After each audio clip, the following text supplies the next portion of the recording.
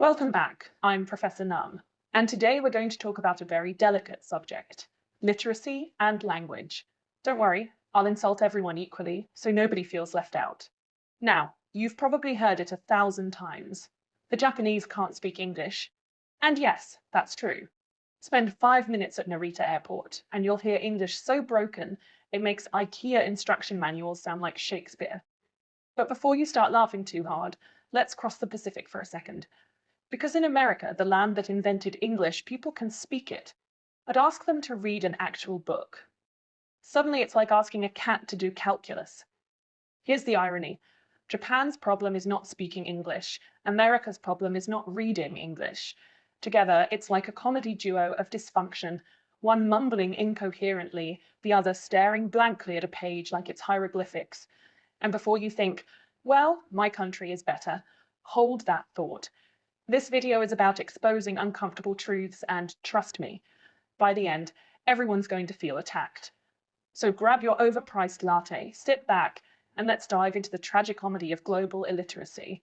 By the way, if you've ever pretended to understand Shakespeare, or nodded along in a meeting where someone said synergy and you didn't know what it meant, hit that subscribe button. You belong here.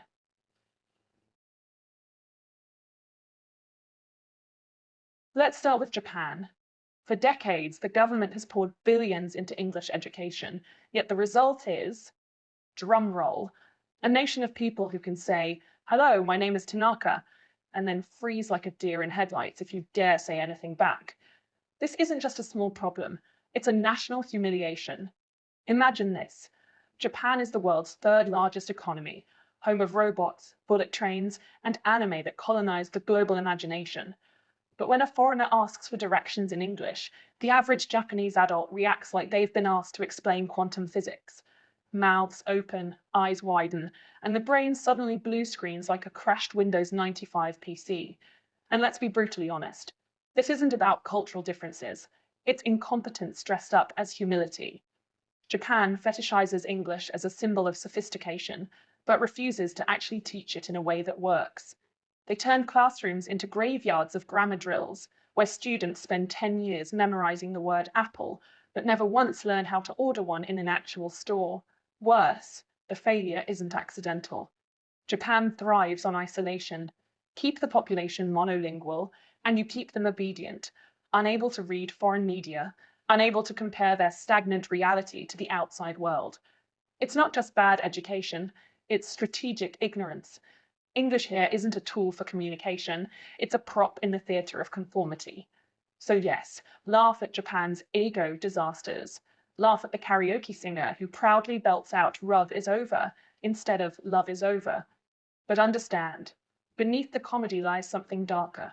A deliberate cultural paralysis that ensures Japan will always remain a well-decorated cage, safe from the contamination of outside ideas.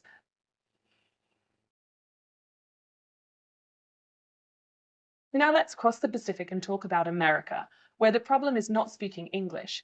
Oh no, Americans can do that. The problem is reading. Yes, in the country that proudly invented phrases like land of opportunity and freedom fries, nearly half the adult population struggles to read a book written for a 12-year-old. Half. That's not a statistic. That's a horror story. Here's the tragedy.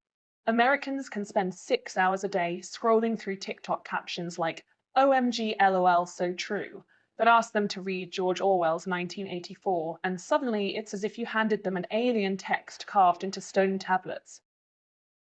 Reading comprehension in America has become a national security risk. Forget cyber attacks. The real threat is that people can't even finish the instruction manual for their own democracy. And don't even get me started on newspapers. The New York Times publishes an op-ed, and only the top 10% of Americans can actually parse it without their brains leaking out. The rest, they skim the headline, repost it on Facebook with a crying laugh emoji, and think they're engaging in political discourse. This is why conspiracy theories spread faster than facts, because reading is now considered an extreme sport. Worse yet, America celebrates this ignorance. Politicians brag about not reading reports. Celebrities publish books that are ghostwritten coloring exercises. And bookstores, They're turning into scented candle shops because no one under 40 buys a novel unless it's printed with TikTok hashtags. So yes, Japan may be stuck at "this is a pen," but America isn't doing better. It's just drowning in semi-literacy, a country that speaks loudly but reads softly, if at all. And in the grand comedy of global dysfunction, America's role is clear. It's the loud drunk at the bar shouting slogans it can't even spell.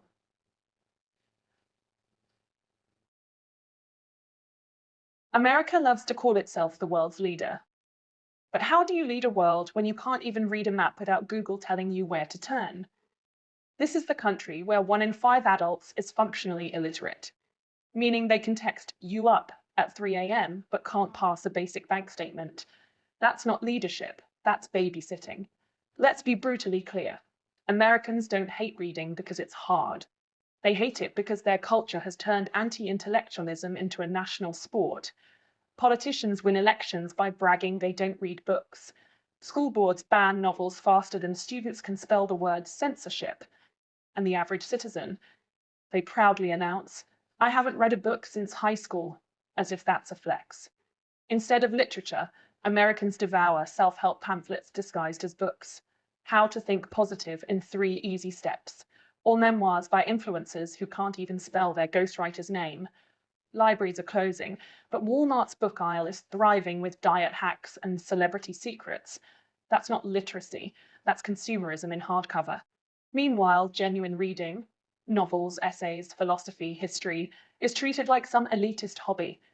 If you're caught with Dostoevsky at Starbucks, people assume you're either unemployed or a pretentious hipster.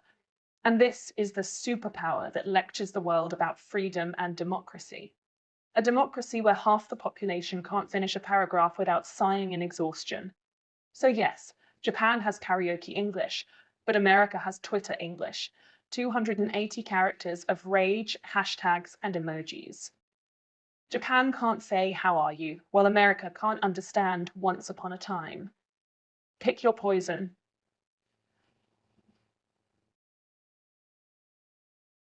Here's the ugly truth. America's education system isn't designed to produce readers. It's designed to produce consumers. Children spend 12 years in school and walk out barely able to write a coherent sentence. But hey, at least they know how to pledge allegiance to a flag. Public schools, they're more like daycare centers with vending machines. Teachers are underpaid, classrooms are overcrowded, and instead of books, kids are handed multiple choice tests that measure how well they can guess between A, B, or C. Critical thinking, gone. Literature, replaced by standardized passages about Jake buying 3 apples. And yet somehow, half the class still fails. And college? Don't even get me started. The US charges young people a small fortune for the privilege of not reading. Students graduate $100,000 in debt with degrees in communications, yet can't communicate beyond TikTok slang. They walk across the stage in their caps and gowns, only to return home and live with their parents because they can't pass a job interview without saying "like" every third word. Meanwhile, American culture actively celebrates this stupidity. TV shows are written at a 5th-grade level. Politicians talk like wrestling announcers. TikTok has reduced communication to pointing, dancing, and captions with misspelled words. And Netflix? It's the National Library now. People binge watch 10 hours a day but brag they're too busy to finish a 200-page book. The result? A nation of semi-literate adults who believe Harry Potter is a historical text and think Orwell's 1984 is just a meme about Big Brother watching your fridge. The United States may have the world's most powerful military, but its greatest weapon isn't nuclear. It's ignorance, exported globally through movies, fast food, and Instagram influencers who can't read their own contracts. So yes, Japan can't speak English, but America can't think in English. And between the two, I'm not sure which is the bigger embarrassment.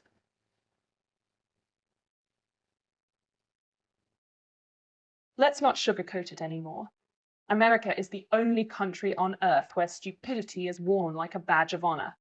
People don't just admit they don't read, they brag about it. Try asking an American about current events. Half will quote a Facebook meme, the other half will give you a YouTube conspiracy video. Congratulations, you've just witnessed the intellectual horsepower of a dying empire. Politics? Forget debates. The US has turned national discourse into WWE with better suits. Presidential candidates insult each other's hair, wave Bibles they've never opened, and brag about never reading briefing papers. Imagine being the most powerful nation on the planet and proudly electing leaders who treat knowledge like it's radioactive waste. That's not democracy. That's a reality show gone feral. And the media? America doesn't have journalism anymore. It has infotainment. One side screams on Fox News, the other side screams on CNN, and the viewers scream at each other in the comments section, none of them reading past the headline. Who needs facts when outrage feels so good? Americans aren't citizens anymore. They're consumers of anger, and boy, business is booming. Here's the darkest part. This ignorance is intentional. Politicians, corporations, media giants, they want you dumb. A population that can't read contracts won't complain about debt. A population that can't pass legislation won't notice their rights being stripped away. America doesn't educate. It tranquilizes. It keeps its people in a semi-conscious state where TikTok dances feel more urgent than climate change, and NFL scores matter more than the national budget. So let's be brutally clear. Japan may have karaoke English, but America has karaoke democracy. Loud, repetitive, and completely out of tune. The world's superpower is, in reality, a circus tent of semi-literates waving flags they can't even spell.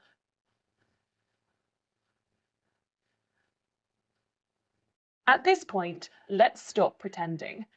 America is not just struggling with literacy, it's collapsing under the weight of its own ignorance. This is the empire where libraries shut down, while gun stores thrive.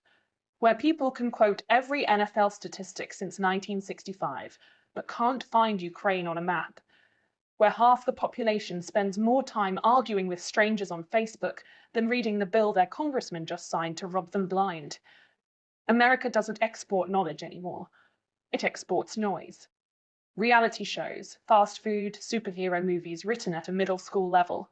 The entire culture has been dumbed down to the point where the average citizen consumes 10 hours of screen time a day, yet couldn't tell you the difference between Iran and Iraq without Googling it.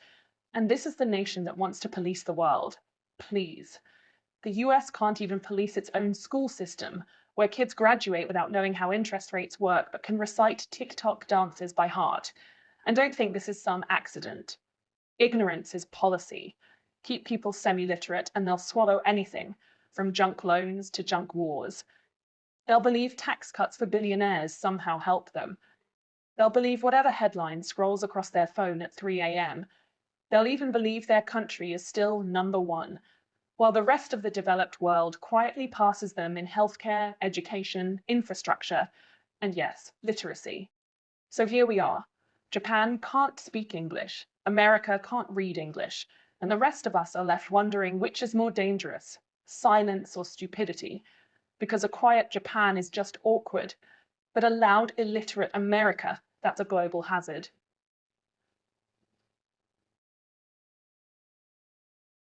So here's the takeaway. Japan spent decades obsessing over English education and still can't get past "this is a pen."